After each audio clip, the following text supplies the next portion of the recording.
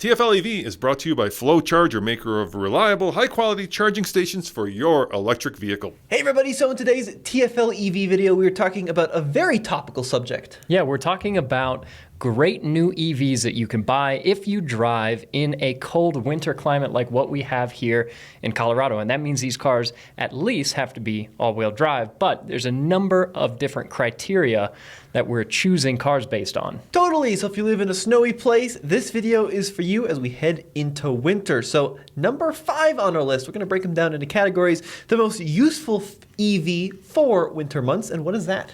Yeah, that's going to be what you see behind us, the F-150 Lightning. So this is just an all-around utilitarian vehicle that is electric. And the Lightning is very utilitarian because it's got a decent-sized bed, bigger than what you can get in like the Rivian or the Hummer EV.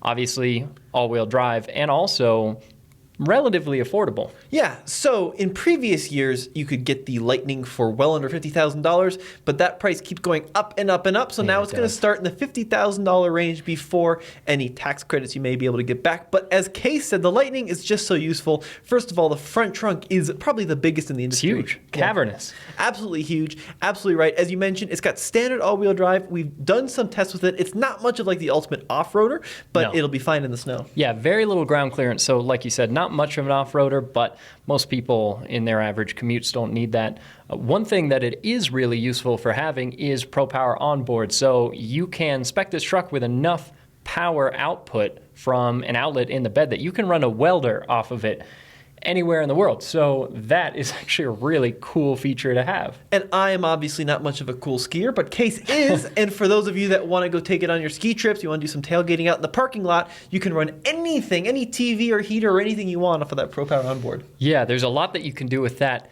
as well. If you get the higher end powertrain on this truck, it is very, very quick and very powerful. Now, range depends on the model, but mid-200s all the way up to like 310 miles, depending on configuration. So it should be long enough for your winter adventures. It's great in the snow, especially if you put tires on it. You can get it with a locking rear diff for some additional traction. So overall, a fantastic snow vehicle, and certainly the most useful on our list. Yeah, and you can do some towing with it too, although, yeah, your range while towing is not spectacular, but nonetheless, it can tow. Yeah, if, for example, you had a couple of like snowmobiles that you wanted to go bring out into the backcountry, especially a load like that, which is not super unaerodynamic, you could probably get 150 miles of range or so, depending on conditions. Yeah, now, next, what is our category for number 4? So it's the most affordable new all-wheel drive EV, and that is going to be the Volkswagen ID4. This is one of, if not the most affordable all-wheel drive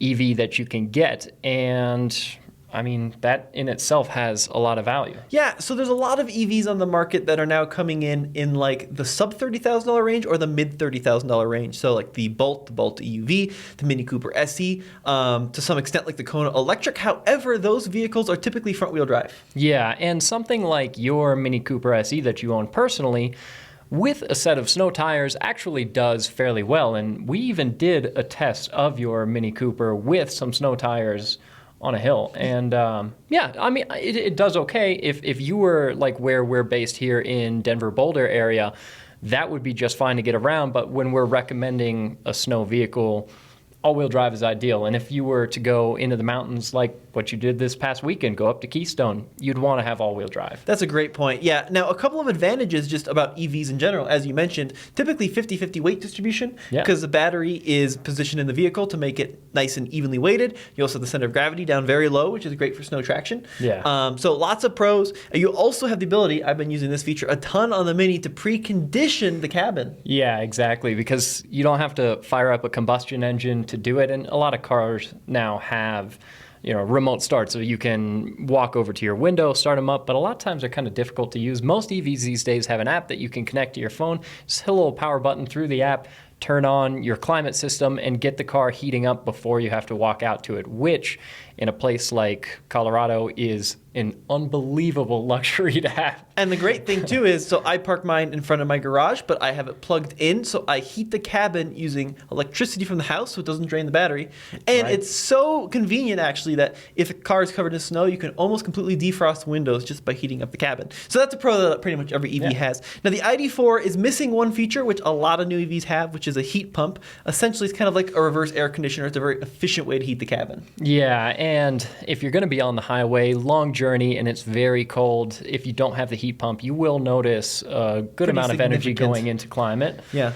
So that part is not ideal. But again, we're looking at the most affordable all-wheel drive EV that you can get, so you're not going to get every single feature that you could possibly get on a higher-end vehicle. Now, ID4 starts in like the high $30,000 range, like $37,000. The ID4 all-wheel drive in the base configuration is probably going to cost you mid $40,000. But it is a great option for someone who wants a more affordable all-wheel drive EV, and you get like 3 years of free Electrify America charging. Yeah, which is all really helpful in operating costs. Not that EVs have tons of operating costs to begin with, but any little bit helps. Now, next up, we have the most badass of the EVs that are good in the snow. What are we talking about? Yeah, this is a good category. So for this, we picked the Rivian, and this is a vehicle that we've done a decent amount of testing with because we've had Rivians through the office a couple times. They are stellar off-roaders, are really, really capable. They're unbelievably quick. They have a really cool design, a lot of fun, quirky features. So there's just a lot with the Rivian that I think is a big draw when you see one around. I mean, it's just an exciting vehicle. Now, the other cool thing, too, is that they have 4 motors, one on each wheel, so they can perfectly program where the wheels need to have power, which is great for snowy environments, and they really do work very well in the snow, as we found out as we drove one up a mountain full of logs. Yeah. But the one I want to talk about is the R1S, which is the SUV version. Yeah. And it's kind of like the replacement in a lot of ways of the spiritual Range Rover. you Yeah. know?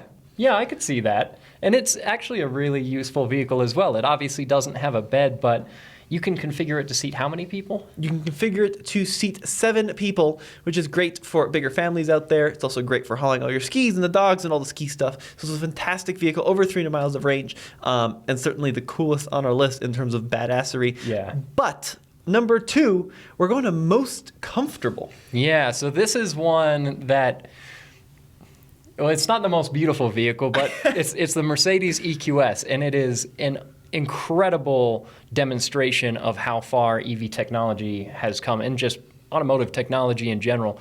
Any kind of crazy feature that you could think about, bit of technology, it's all on that car. And like you said, unbelievably comfortable. Yeah, so we actually did a road trip, Case and I, comparing the EQS and the S-Class in the winter, which is pretty fun. Remember that? Yeah, we I had do. a little bit of a kerfuffle because someone poured water in the tank of the EQS. So you couldn't wash your windshield, yeah. If you remember that. But apart from that, you got all-wheel drive, and when you equip it with snow tires and the fantastic suspension, it really is capable. It also has the smoothest ride of any car, I think, that you can buy today, and it has all-wheel steering. Yeah, and you can get the Hyperscreen, which is that massive Mercedes infotainment and gauge cluster setup, which is just an incredibly impressive set of displays to look at. You can also get an AMG version of the Right. car that is wicked fast if you also want performance in your luxury car, or you can just stick with the standard EQS to have one of, like you said, the most comfortable cars that you can buy.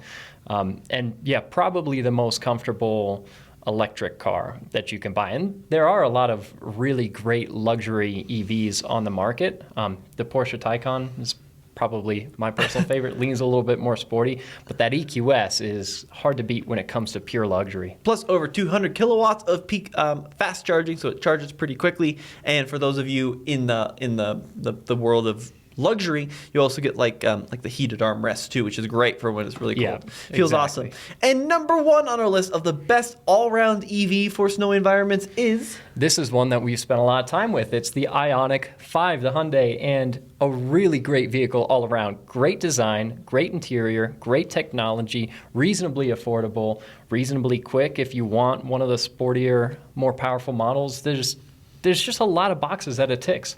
Absolutely, yeah. It's a fantastic vehicle. Really good all-wheel drive system. If you get all-wheel drive, you also get a heat pump in the Ioniq 5. But what I love about it is just the use of interior space for families out there that need to hold a lot of stuff but don't want to drive like a Lightning.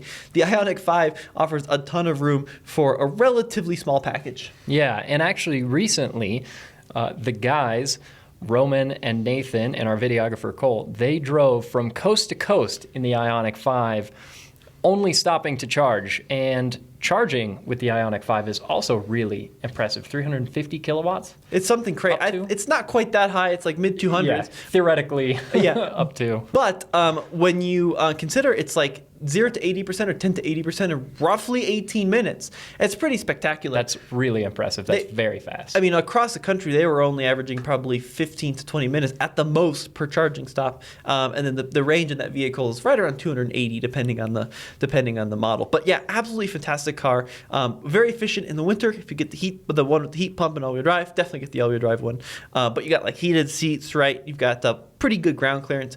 Now it's fantastic. Now, I just realized this. We did a full list of new EVs on the market, and we didn't talk about Tesla once. Yeah, we didn't. And Tesla obviously still makes a lot of great EVs, but some of them, the Model S and the Model X in particular, are aging. Yeah, absolutely. Getting a little old Yeah, school. they're getting a little old school. And now it's cool because we got so many automakers which are bringing really impressive technology to the table in the world of electrification that was one time entirely dominated by Tesla. So these are top 5 fantastic new EVs to help you survive winter in a number of categories. Yeah, absolutely. Any one of these vehicles, if it's a category that you're interested in, any one of them is worth a look. These are all really fantastic vehicles. And the exciting thing about this point in the automotive industry is that there's tons and tons more that are going to continue to come out.